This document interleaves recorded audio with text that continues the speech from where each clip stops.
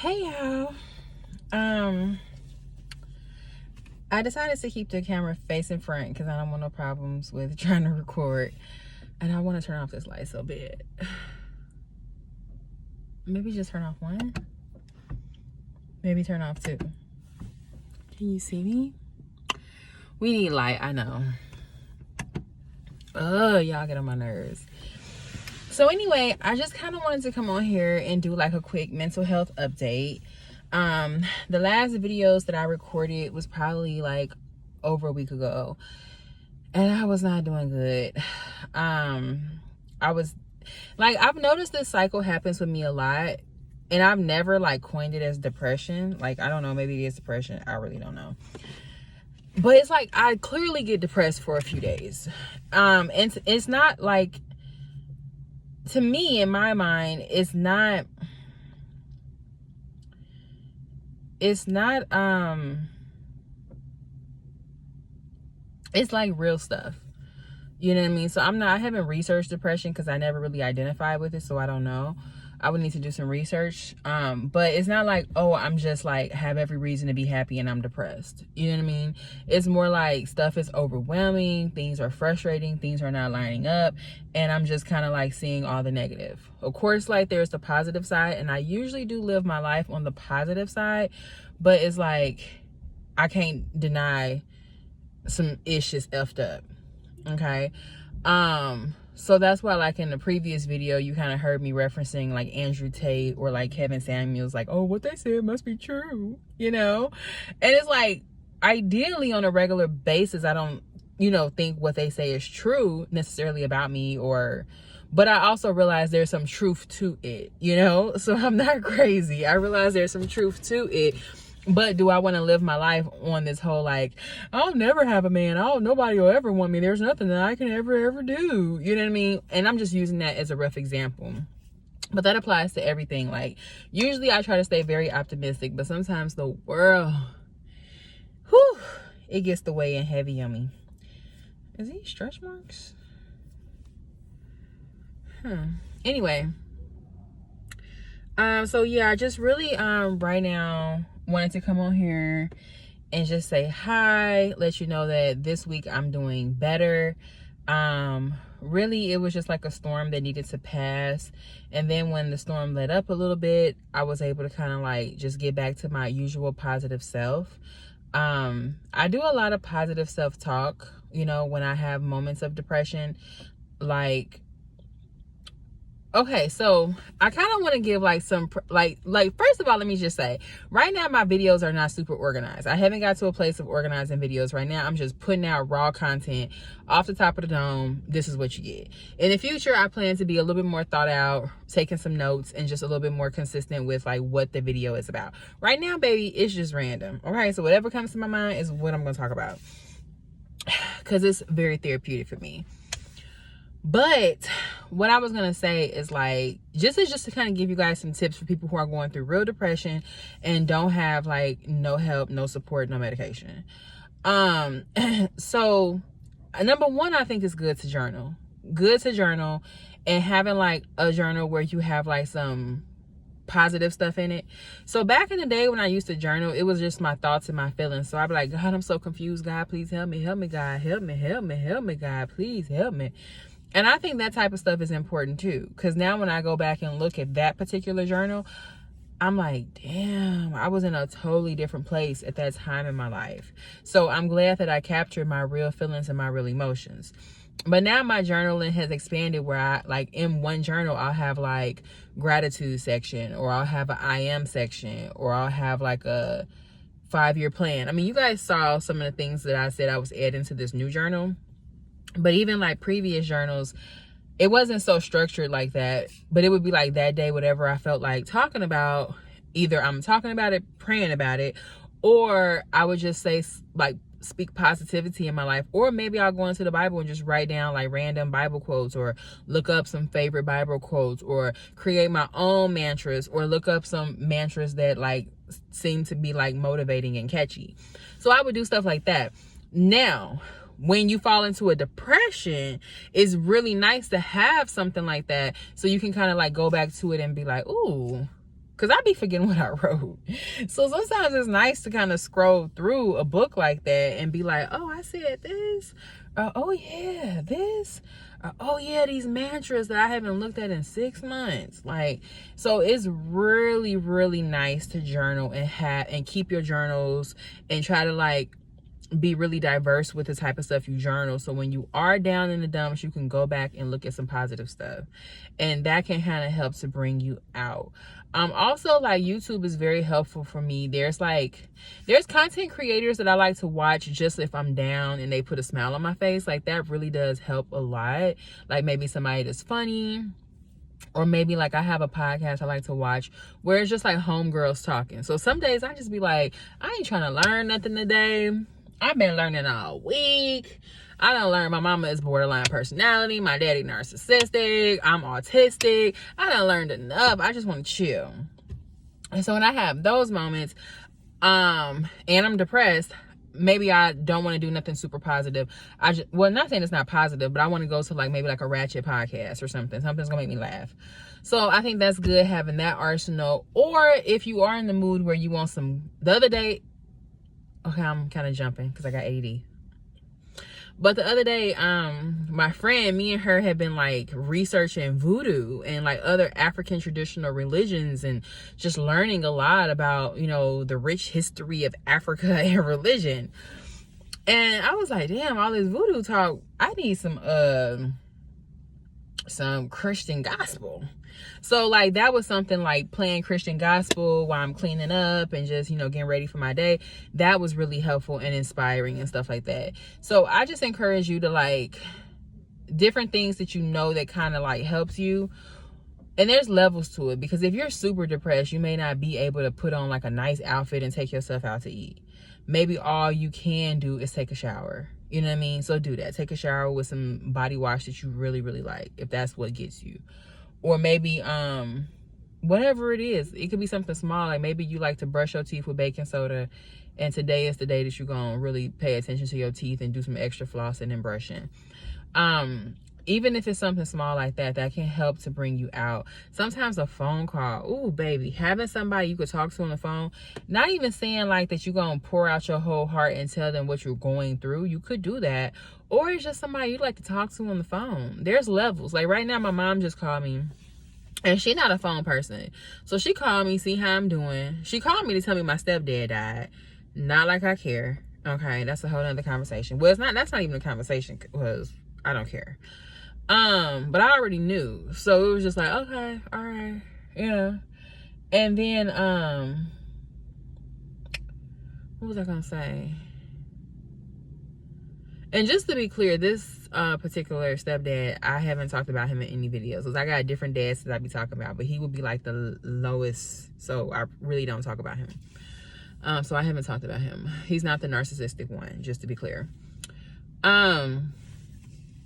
So anyway, my whole point is, so my mom, so it's like, our conversation was like 6 minutes, you know what I'm saying? I love you, bye, talk to you later.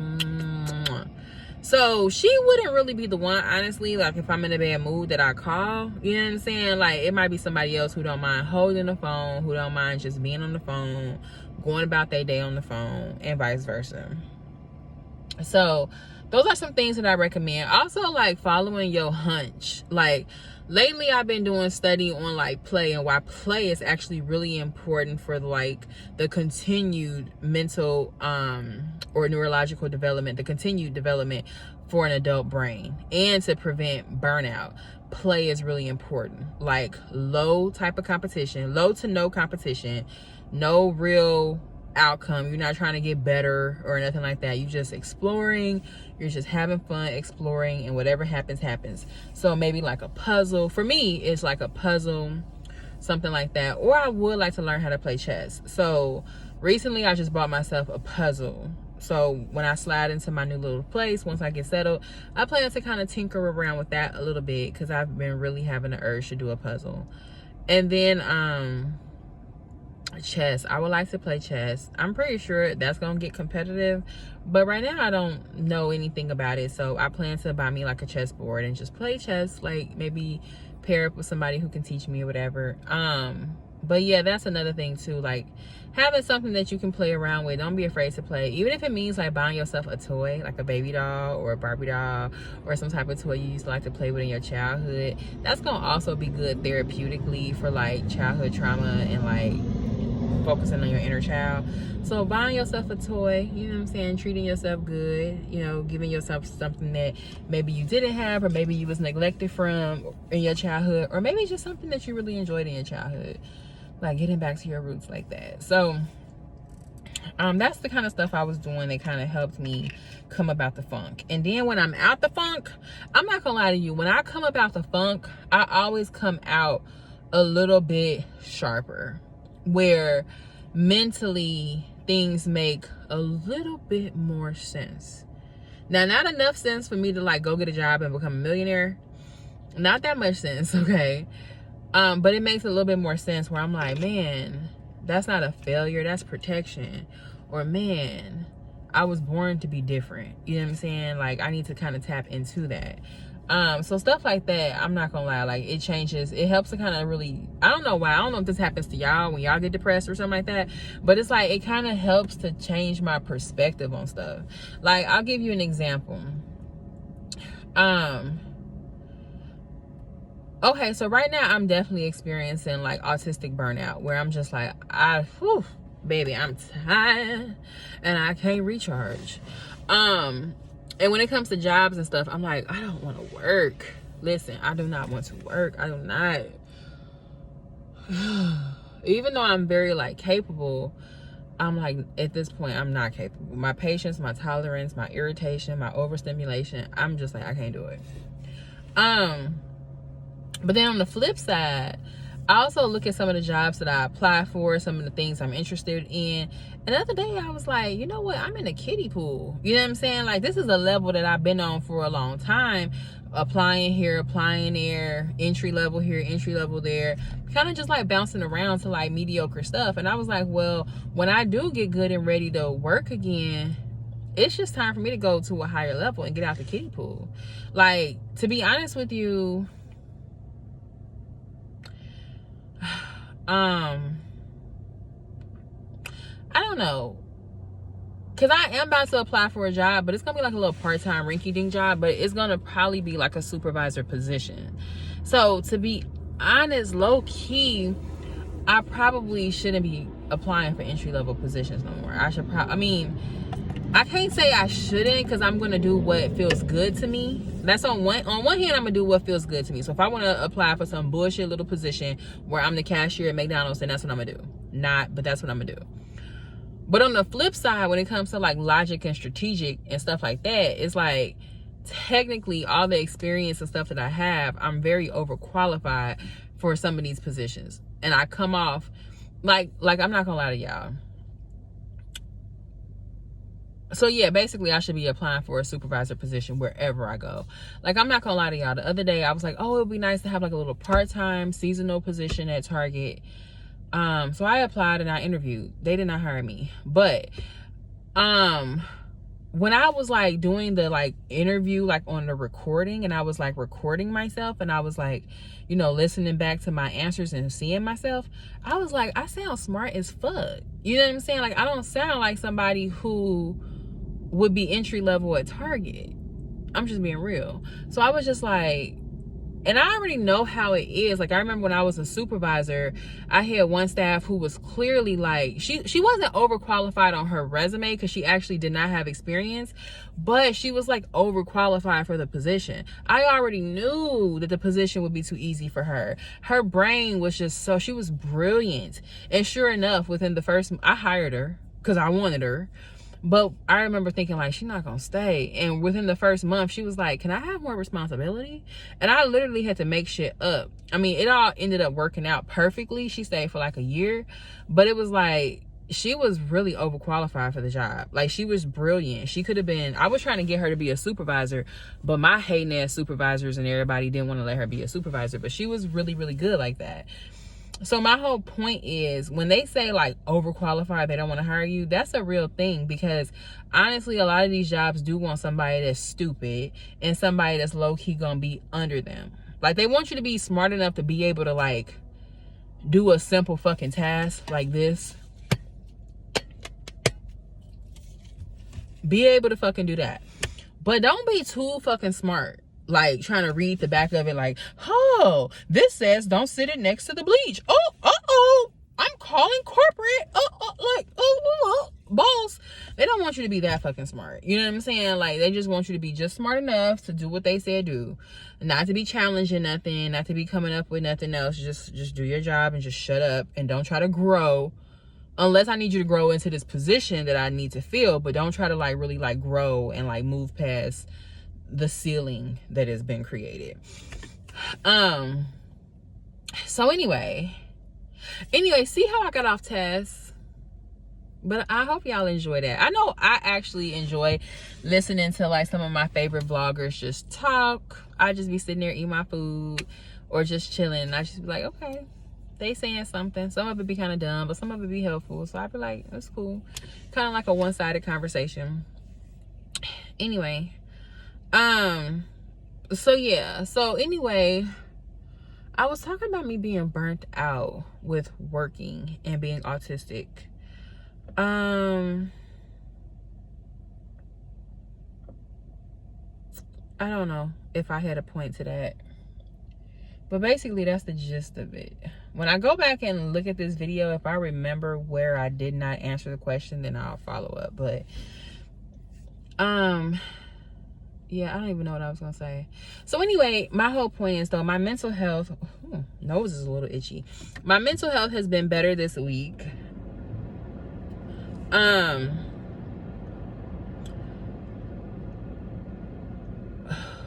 Something I kind of do want to talk about. I don't know if I want it to be another video though, but like,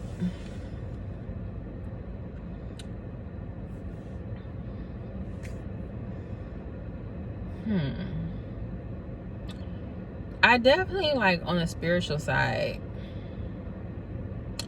How do I put this? Whenever I feel like any of us is going through something, there's two sides to it. There's like the earthly side that we like explain on an earthly level, but then there's also the spiritual side. Some of us notice, so we'll look to God and be like, oh, this is the reason, this is the purpose, this is, you know, my calling, my destiny, this is what I need to go through, whatever.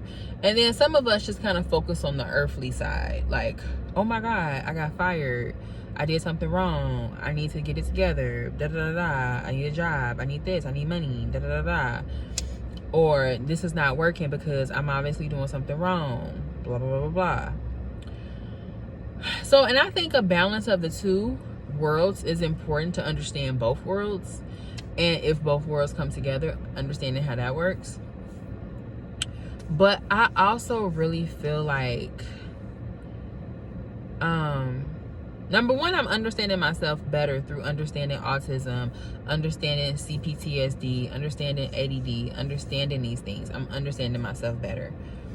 But on the flip side, spiritually, I've really been looking into the spiritual side of things. And I'm just like, ever since I was a kid, I've always felt different. And I've always been different. Not just felt different, but been different. And I've also, back then, I felt like, well, one thing that I felt was God is protecting me. Even as a little kid, I just remember being like a preteen and a teenager and hanging out with people, and those people could be smoking and drinking, and I just wasn't interested. So even though, like, okay, I'm autistic, I also feel like God made me different. He made my brain different for a reason. Because, like, literally, like, the people that I was hanging out with, and then including my sisters, if I was like interested in the same stuff they was interested in, my life would be totally different. I wouldn't be on this healing journey. I wouldn't be on this spiritual journey. I'm sure I would have kids. And no telling, it's just no telling what would be going on with those kids. I can't call it. I can't call it. I don't know. I don't know how many baby daddies I would have. I don't know. I don't really even get into the shoulda, coulda, wouldas. And I also don't get into the like, if this happened, my life would be a different thing. I really don't venture down that path too much, because that's like a whole new world. Like, and that's not going to happen. What has happened has already happened, and you don't get to go back and redo it. Like, so all I know is that I can say that I can see how God set me aside for something different, even way back then. And so sometimes you can feel like, oh, I'm different, oh, I'm not fitting in, but it's like you're just being preserved for a different opportunity, for a different task or whatever. And I will say, like, I'm in a place in my journey now where I'm like, it's no turning back. Like, you know what I'm saying? I'm learning so much. I'm growing so much. Even like when I'm in the car driving for Lyft, once in a while, like I'll connect with a passenger and I'll just give them so much encouragement, so much wisdom. Like, and then not just like encouragement and wisdom, but like, the other day I was talking to this lady who was like Romanian, but her husband's from LA. She got a family. Her kids are small. And we were just talking about the job and how the job, you know, I was just telling her how it's like a hierarchy of power and all this. And she was like, oh my God, I'm seeing that in my job. And she's a software engineer. So she kind of went into her story. And I had told her about Jordan Peterson, she had never heard of. Robert Greene, both of them had did an interview on how like the corporate workplace can be traumatizing if you just like go into it real naive and not knowing this, that, and the other. And you may think like traumatizing, but yeah, trauma basically is anything that the brain cannot process. So if you go through something that's difficult and your brain cannot process it, it's gonna lead to trauma because you just stuck right there, you ruminating on it. It was a very like not so pleasant experience, and it's changed you. You know what I'm saying? You may not be able to interact with the people at your job the same. You may quit, you may cry, you may have to go to therapy, who knows. Anyway, they said that, you know, it could be traumatic. And I was sharing that with her. I told her about Robert Greene's 48 Laws of Power book. In that conversation, she went on her phone and bought the book. And by the time she got out the car, she was like, thank you so much. Like, even though we both have two different career paths, like, and it's like, it was like cool talking to you because it was like, you had I'm not like one of the people at her current job telling her this is some bullshit. You know what I'm saying? Like, I was like an outside perspective. So she appreciated that. So I'm just like, that made me feel good because I'm just like, I know I'd be on point. And then like there was this young dude one time who was like complaining to me about his girlfriend. They were young, getting money. She just became a nurse, and he was like some swaggy black dude, but like not drug dealer. Like, you know, nowadays people could do Forex, people could have like, you know, 3 pages on Instagram making all kind of money. So I felt like he did something along those lines. But their relationship was just like, and they lived in like a luxury apartment in Irvine, nice area.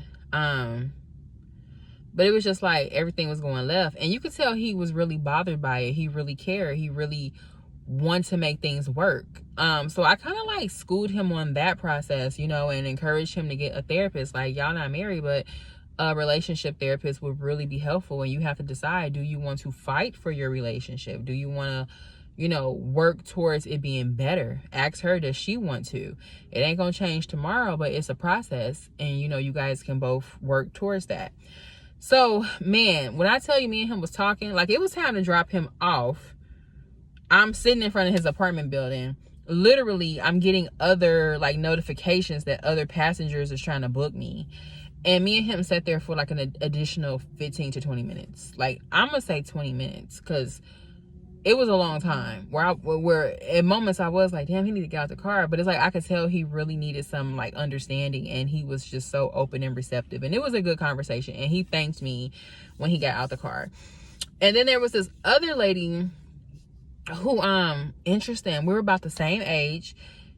We both went to Pasadena City College. I didn't finish.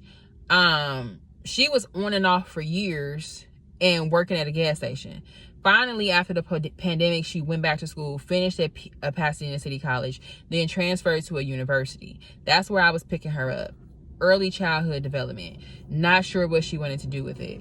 So then I started to talk to her about, you know, the field that I had been in for the longest, working with children. And I had told her about some jobs that maybe she could get into, entry level, in her neighborhood, because she live in Pasadena. I know places in Altadena and whatnot and nearby. So I told her about that and what those jobs would look like, because I've worked them, and how, you know, she'd be around other therapists and other, you know, people who work with kids from like a different angle, and she can kind of get a better idea of like what she wanted to do, if she even wanted to be in that area of kids with like emotional difficulties. But I just like spoke life into her, you know what I mean? Because I thought it was so interesting. Like, she was just getting started at this age, the same age as me, where I'm kind of like backing out from the field and she's getting into it. But when she got out the car again, she was so thankful. She was like, thank you so much. It was just such a blessing running into you. And I actually have a few more of these stories as well. So I guess to circle back to what I think I was initially trying to say, is that I'm at a place in my life where I'm like, I know the stuff that I'm going through is helping me, making me stronger, and more just da da da da da da. But it's also, I'm able to help other people. I'm able to help other people accidentally. Just imagine one day if I open up a group home, or if I decide to like have a coaching business or something like that, just the amount of people that I can reach and help. Or even with my YouTube videos, watch me take off, the people that I can reach and help. But it's like, if I ain't ever been through nothing, you see what I'm saying? If I don't tell my unique story, my perspective of being an African-American woman who's freaking autistic but can't even get a diagnosis because the diagnosis process is so expensive. Not to mention, even if I did, I'd probably pass the test. And people try to tell me what I'm is and what I'm not. That's another video for another day. And I know I look tired because I am. Okay? Because I am. But anyway, again, you have to be the one to speak life into yourself. Not all of us have a situation where we have family support, people that trust us, understand us, gonna speak life into us, gonna understand when we self-diagnosing ourselves with autism and all that. Like the other day I told my mom, I'm like, Mom, I'm autistic. And I had told her why. What she do? Girl, you ain't nothing wrong with you. I used to not fit in myself and da da da da. And I'm like, girl, this is why I don't talk to you. But old school, and a lot of people think that they're helping you by telling you, oh, ain't nothing wrong with you. Like, listen, just because I'm giving myself a diagnosis, don't take it as, oh, poor Joy, or I gotta now tell her nothing's wrong with her. No. I'm trying to better understand myself so I can navigate these waters. So I need to be able to name this behavior, or name this brain difference, or whatever it is, so that I can treat it, so that I can tackle it, so that I can also better empathize with myself and give myself grace. So this is not a woe is me type of thing. So just to let y'all know, one of the worst things you can do is when somebody is coming to you and they're like, oh, you know what? I think I have ADD, or I think I'm autistic, or whatever it is they think. And you want to be like, oh, no, you're not. Ain't nothing wrong with you. You're not helping. Because 9 times out of 10, you don't even know. You ain't even studied the actual mental disorder or personality disorder or brain difference, neurodivergence. You ain't even studied it. You don't even know. You ain't even close to knowing or understanding. You don't even know. So you really can't even offer no advice, to be honest. All you could do is just listen. So better off just listen. If anything, be like, oh, that's interesting. What makes you think that? Like, tell me more about it. Or just be real and be like, you know what? I actually don't know nothing about autism. What is that actually? Give that person a chance to sound off. Because that person has been studying. So give that person the floor so they can educate you. You know what I'm saying? And then, I don't know, maybe go pick up a book after that and educate yourself. You know? So, again, that's super old school, telling somebody like, oh, there ain't nothing wrong with you. Like, first of all, it's really not a problem unless you want to make it a problem, but it's not a problem. The problem is walking around with certain differences or disorders or disabilities and not knowing it.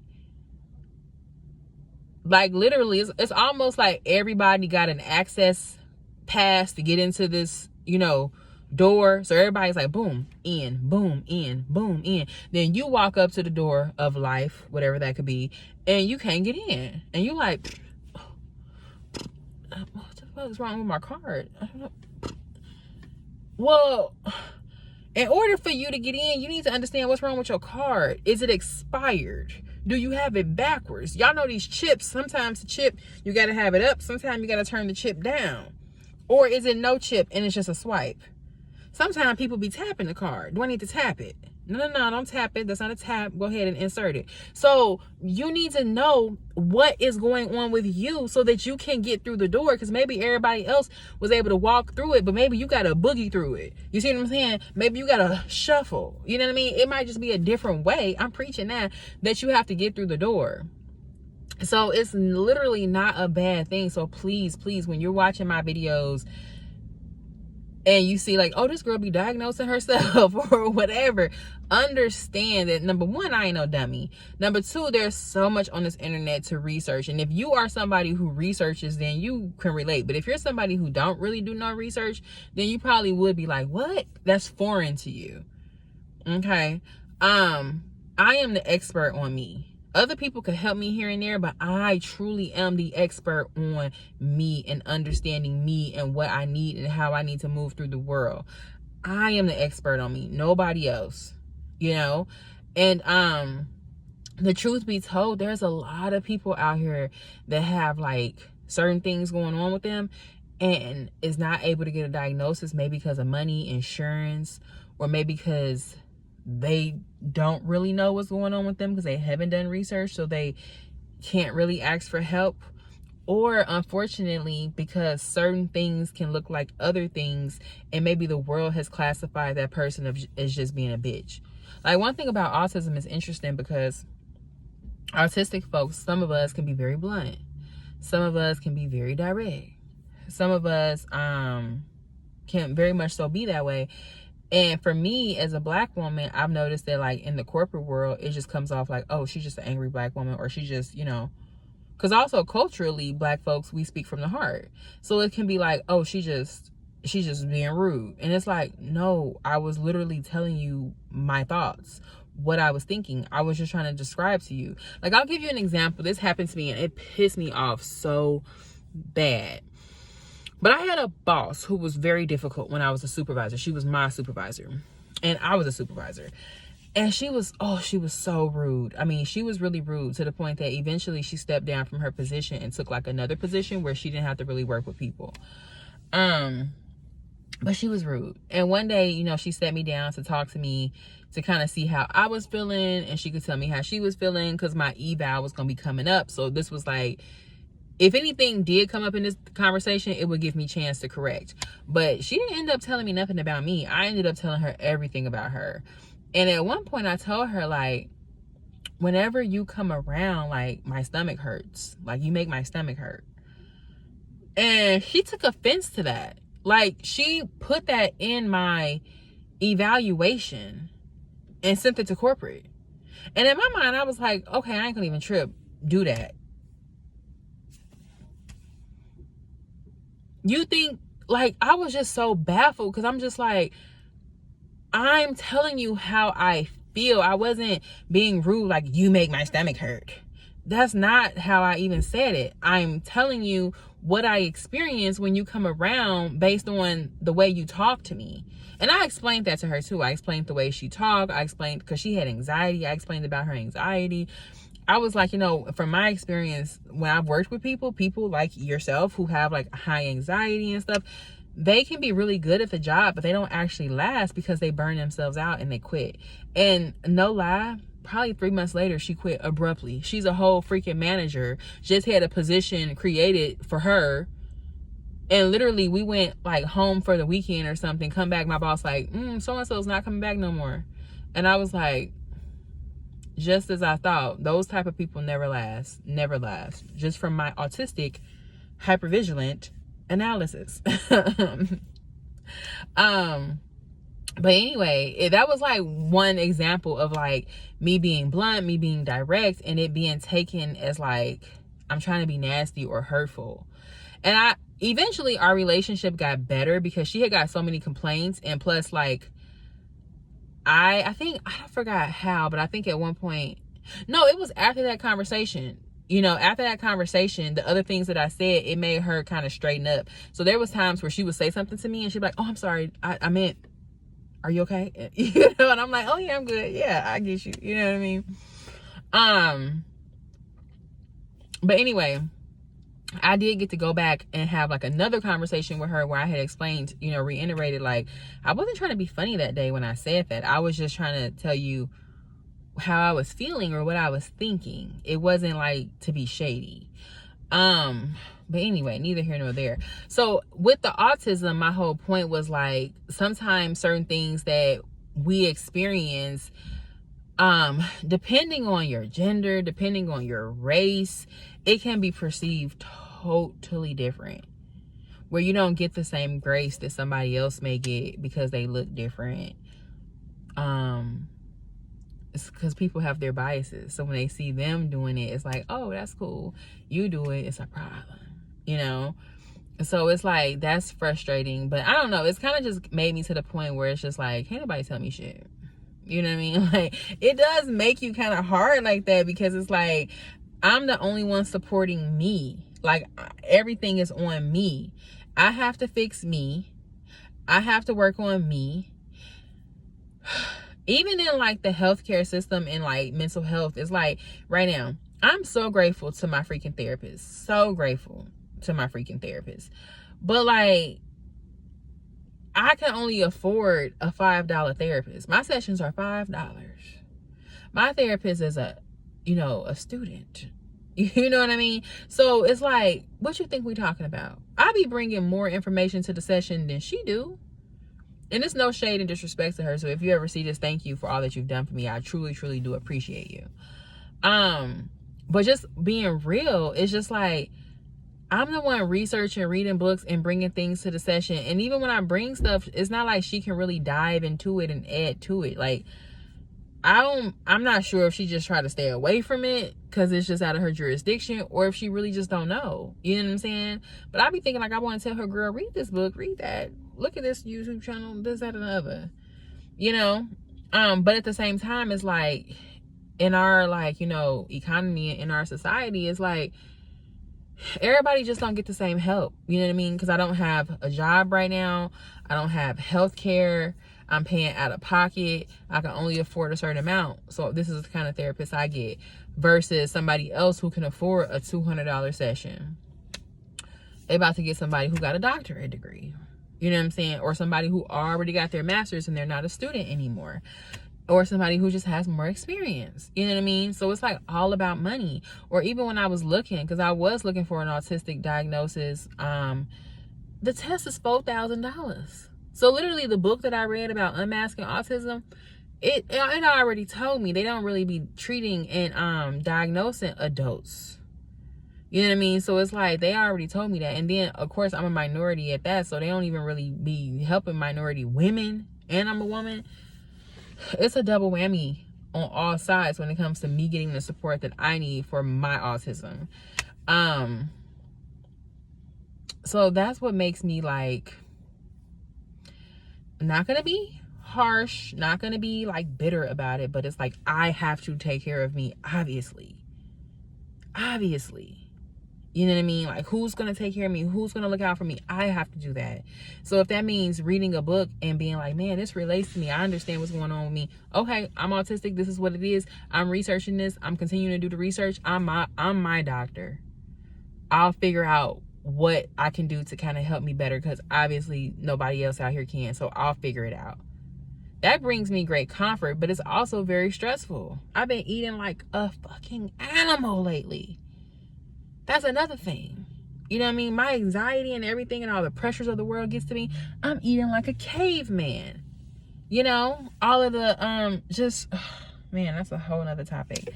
But anyway, overall, mental health is good. I know I started going left with it, but overall, mental health is good. I'm happy. This week has been looking up for me in a very positive way. I was living in my car for 2 years by choice, but then I would say by choice, but then also by necessity, because after I done quit all these jobs and don't want to work, then it's like, it ain't really a choice no more. But just recently I got housing. I will be updating you guys on that and just kind of going into more detail, because I haven't really told y'all a whole lot about my life and how I got to the point that I'm at now. So again, right now, these videos, these first several videos, is just me venting, just me talking, just freestyling. And eventually I'll get more like strategic with my videos, specific, and going into more personal details so that you can understand how I got to where I am. My hair look good. I love the bounciness. I love it. But anyway, I'll talk to y'all later.